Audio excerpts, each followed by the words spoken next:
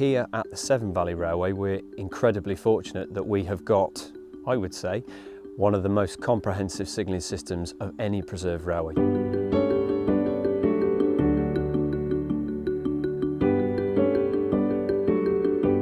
I'm Matthew Morgan.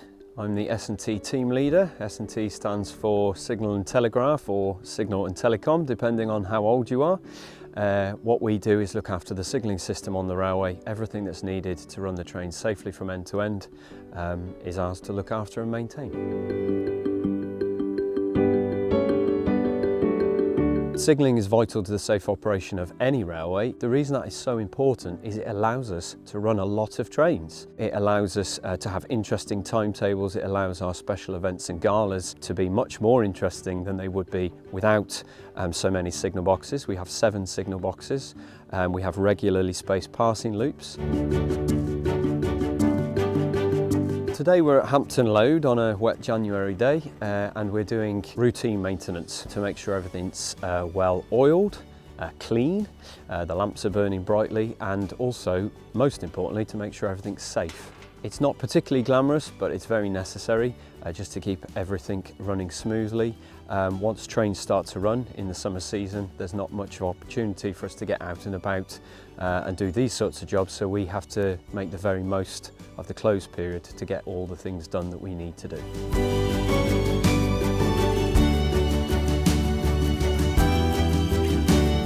Hi, I'm Bradley Windridge. I'm a signal maintenance technician apprentice, the first that the Severn Valley has employed, and I've been here for just over 3 years. Me and Matt, we're mostly a two-man team, but we have volunteers sometimes, but due to COVID reasons at the moment, obviously we don't have them all the time. Most of the time it's just us two around doing our things around the stations, and sometimes we do line walking, which is walking through all the sections, checking all the locations for any faults. We get on really well, we vibe off each other, so overall I think together we're a good team. With Matt's experience of being a signalman, he knows quite a lot of the fundamentals of signalling, which obviously involves our equipment. So I've learnt a lot of stuff off him and he's learnt stuff off me. The signal you've seen us working on is the down home signal at Hampton Load. So anything approaching from the south, from the Highley end, that will be the first stop signal they arrive at Hampton Load. And it can only show 2 positions. On, which is stop, and off, which is proceed into the station and up to the next signal. It's a typical Great Western or British Railways Western Region tubular post lower quadrant signal. We've got lots all over the railway. We've got lots of wonderful examples of even older signals. That one's quite ubiquitous and could do with a repaint really, but it's still doing its job, and it's been there many years and hopefully will be there for many more. The spectacles, which we've been cleaning, one is red, one is a light blue colour. There's a lamp behind that, and originally they would have been paraffin lit. So the yellow flame of the paraffin lamp, when mixed with the blue shade, makes a green signal.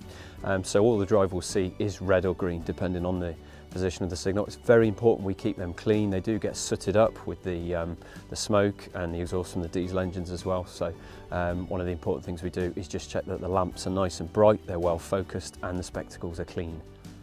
So the lamps and the spectacles are for the nighttime aspects. The lamp is not designed to be seen in the day, although on a day like today you probably will see it. The red arm with the white stripe is what's designed to be seen in the day, usually against a sky background. It stands out really well. You can see them a long way off. And then once darkness falls, then it's over to the lamp to do the same job. Without our contribution to the railway wouldn't run as smoothly as it does in some aspects, but obviously it's all a team, we're all together as one.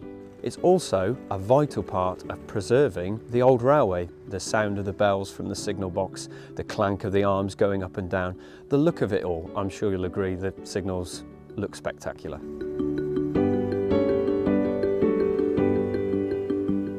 One of the things I love most about my job is that I'm looking after something that's been here for a long time. The hard work of other people put it all in and saved it all, for which we're all very grateful. And to keep it going in good condition is very fulfilling. There's a lovely continuity.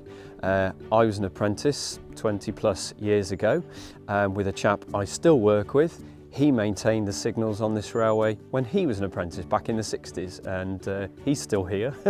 Hopefully I'll still be here in 40 years, and it all just keeps going. There's just a great connection with the past. In some of the places, the signals we have were inherited directly from British Railways. They've always been there. We have wooden posts that are, you know, maybe 100 years old. They're still there, they're still going, and it's just great to think that we're a little part of keeping that going.